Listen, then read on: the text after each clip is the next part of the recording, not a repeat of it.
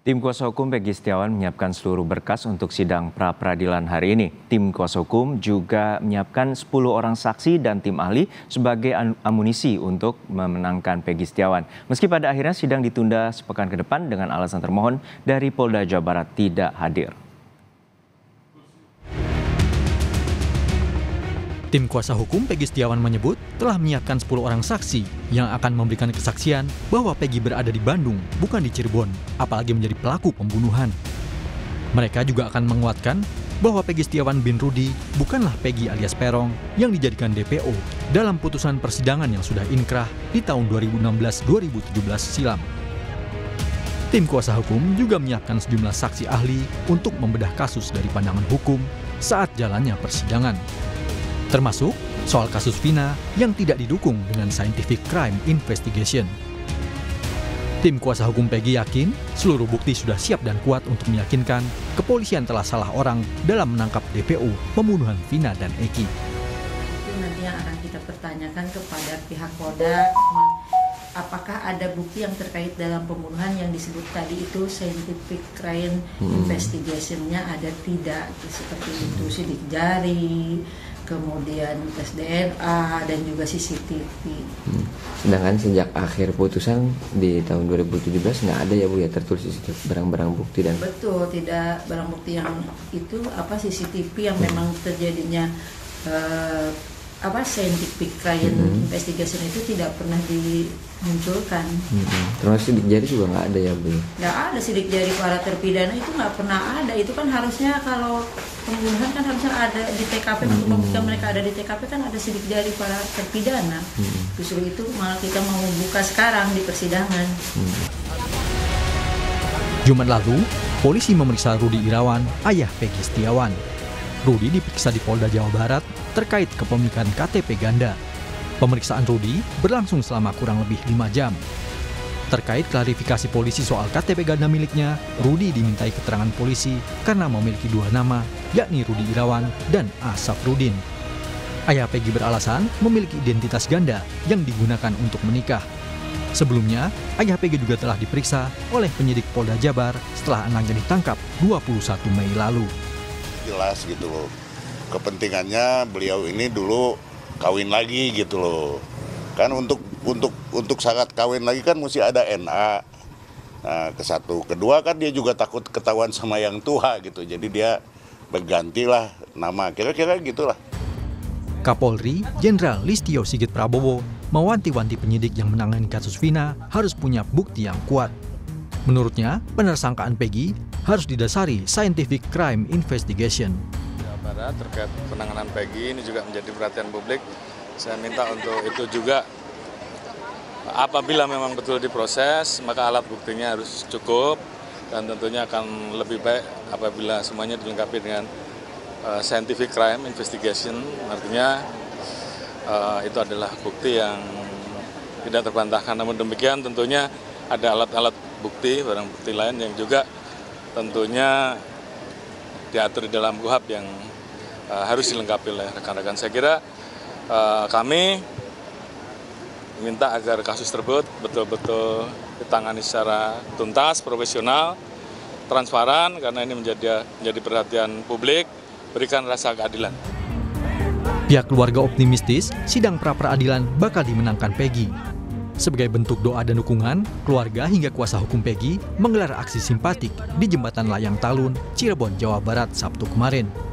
Dalam aksinya, kuasa hukum Peggy meminta hakim yang memimpin sidang pra-peradilan bersikap objektif, jujur, transparan, dan berintegritas, sehingga dapat menghasilkan keputusan yang memberikan keadilan terhadap Peggy.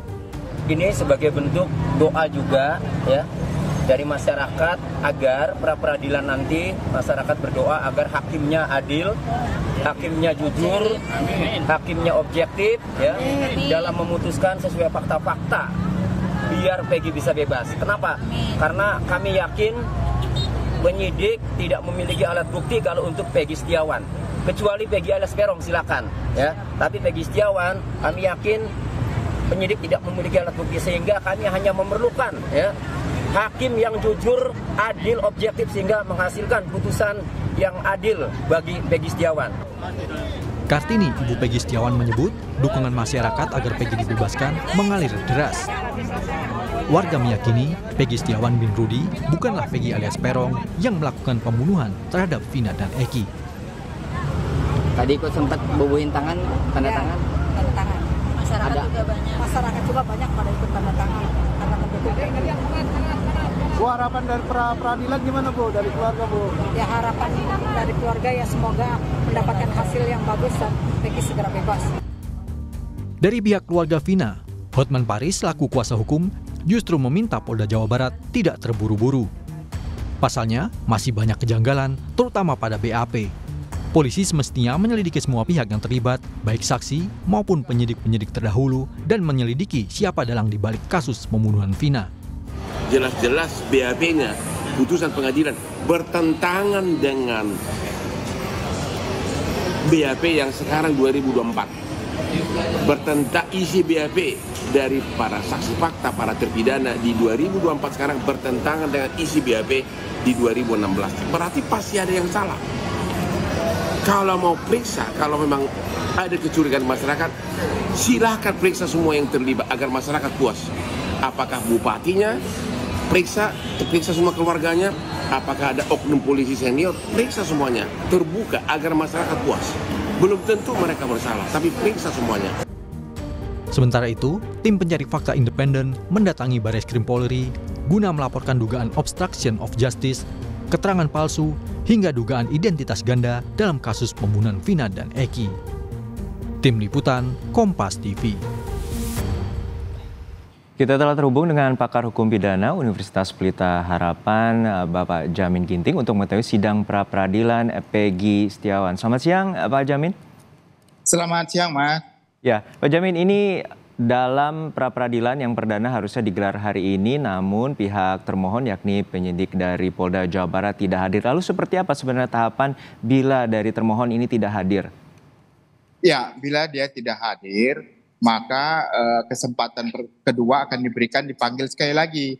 Nah, kalau sekali lagi dipanggil tidak hadir, maka hakim akan memutuskan tanpa kehadiran pihak kepolisian. Jadi panggilan itu hanya boleh dilakukan 2 kali saja. Nah, kalau dia tidak hadir, maka dilanjutin. Tetapi kekhawatiran saya bukan di situ. Kekhawatiran saya justru kasus pokok perkaranya sudah dilimpahkan ke kejaksaan. Nah, jadi seharusnya yang dimohonkan itu 2, 1 kepolisian, 1 kejaksaan. Karena kalaupun nanti dia dilarikan ke kejaksaan, masih mempunyai kekuatan untuk dalam pemeriksaan pra-peradilan. Karena objek termohonnya juga 2. Tapi kalau cuma 1, kalau sudah dilimpahkan ke kejaksaan, maka tidak dapat lagi diminta karena objek pemohonnya berbeda. Dan ketiga, apabila sudah dimasukkan ke dalam pengadilan, maka gugurlah permohonan pra-peradilan, sama sekali tidak bisa dilanjutkan, demikian.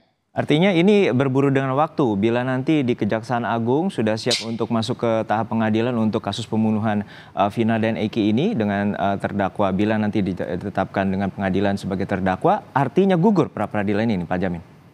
Ya, jadi penafsiran tentang pasal terkait dengan itu adalah bahwasannya pertama sekali diperiksa di pengadilan pokok perkaranya. Itu sudah ditafsirkan dengan putusan MK 130 kalau nggak salah. Itu menyatakan kalau kapan pertama kali diperiksa pada sidang pertama, waktu pembacaan terkait dengan surat dakwaan yang diajukan oleh jaksa. Oke, dan untuk saat ini dari pihak kuasa hukum Peggy Setiawan menyatakan ada 20 temuan terkait dengan kejanggalan penetapan Peggy sebagai tersangka. Terutama salah satunya adalah penetapan tidak disertai dengan penyidikan ataupun pemeriksaan awalan penetapan Peggy sebagai tersangka. Itu seperti apa nantinya bila adu-adu bukti yang akan dikemukakan bila nanti pekan depan pihak termohon dari Polda Jawa Barat akan hadir dalam persidangan? Ya, terkait dengan ini kan pra-peradilan hanya memeriksa terkait dengan prosedural. Penetapan tersangkanya dianggap tidak sah karena tidak sesuai dengan prosedur. Tidak sesuai dengan prosedur, contohnya terkait dengan alat bukti yang dihadirkan, itu tidak cukup 2 alat bukti. Yang tidak cukup itu karena contohnya hanya foto, gambar, dan segala macam. Saya sependapat juga tadi dari pendapat dari lawyer itu harus ada scientific evidence, yaitu yang menunjukkan bahwa orang yang dijadikan tersangka itu benar-benar Peggy yang dimaksudnya yang pada saat ini menjadi tersangka begitu, bukan orang yang namanya sama tetapi personnya berbeda begitu. Nah, ini yang harus ada pembuktian cukup untuk menjadikan dia sebagai tersangka tersebut begitu. Nah, kalau enggak, maka ini akan dibatalkan penetapan tersangkanya. Nah, dalam sebelumnya pihak dari kepolisian sendiri telah menyatakan bahwa penyidikan pada tahun 2016 lalu itu tidak menggunakan prinsip-prinsip dari scientific investigation. Lalu seperti apa bila nanti persidangan, bila polisi akhirnya tidak memiliki dua alat bukti yang cukup atau yang kuat dan juga tidak menggunakan penyidikan secara berbasis ilmiah tersebut? Ya, kalau nanti dihadirkan dalam pra-peradilan, ternyata di situ hanya ada foto atau keterangan-keterangan dari terdakwa yang memang juga menyangkal pernah bertemu dengan orang tersebut, maka tidak bisa dijadikan dasar untuk sebagai penguatan dia adalah tersangkanya. Maka hakim harus membebaskan, artinya menyatakan kalau penetapan tersangkanya tidak sah.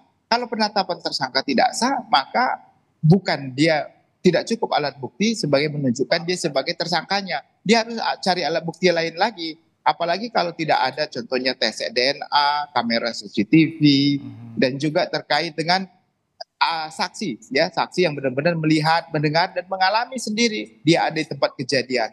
Maka saya kira ini sangat lemah kalau sampai tidak ada dibuktikan hal tersebut, tidak bisa dibuktikan oleh Polda. Untuk saat ini berarti saksi, terutama saksi mahkota yang sebelumnya juga disebut sebagai ada bernama Liga Akbar, akhirnya mencabut pernyataan atau BAP-nya. Nah, ini berarti polisi hanya memiliki satu saksi ataupun saksi yang akan menguatkan nanti di pra-peradilan. Seperti itu, Bang Yamin? Ya, kalau sudah dicabut berarti BAP itu tidak bisa digunakan lagi. Nah, dia harus diperiksa kembali. Nah, apakah keterangannya sama atau tidak dengan keterangan yang pernah dia berikan? Kalau berbeda dan dia menyatakan tidak pernah melihat, maka itu nggak bisa dijadikan sebagai satu alat bukti. Dan kalau tidak bisa satu alat bukti, berarti siapa saksi yang lain? Kalau tidak ada, berarti kurang untuk bisa menyatakan cukup saksi sebagai, karena minimum sesuai dengan pasal 185, 2 saksi ya, nullis testis, unus testis. Jadi 2 saksi minimum begitu. Nah, inilah yang harus diperhatikan oleh hakim nanti dalam memeriksa. Saya kira hakim harus sifat independen, jangan takut ditekan atau tertekan gitu ya dengan adanya kasus ini dari pihak mana, termasuk dari termohon. Saya kira ini lebih baik supaya demi menegakkan keadilan bagi orang yang memang mencari keadilan begitu sebenarnya.